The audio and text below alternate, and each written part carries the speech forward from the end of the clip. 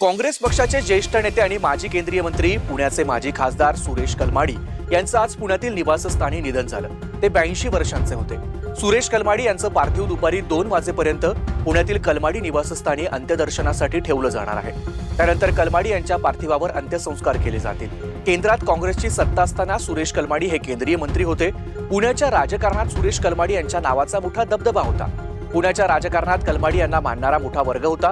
त्यामुळे सुरेश कलमाडी अनेक वर्ष पुण्याचे खासदार राहिले।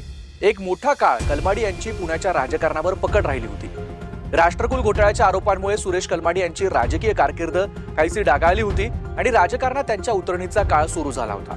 2020च्या राष्ट्रकुल क्रीडा घोटाळ्यात सुरेश कलमाडी यांच्यावर भ्रष्टाचाराचे गंभीर आरोप झाले होते, ज्यात आयोजन समितीचे अध्यक्ष म्हणून आर्थिक गैरव्यवहारांचा समावेश होता। अनेक वर्षांच्या कायदेशीर लढाईनंतर एप्रिल 2025 मध्ये ईडीनं या प्रकरणी सादर केलेल्या क्लोजर रिपोर्टनंतर त्यांना क्लीन चिट मिळाली होती। गेल्या काही वर्षांपासून ते आजारपणामुळे राजकारणापासून दूर होते। आज सकाळी पुण्याच्या त्यांच्या निवासस्थानी त्यांनी अखेरचा श्वास घेतला।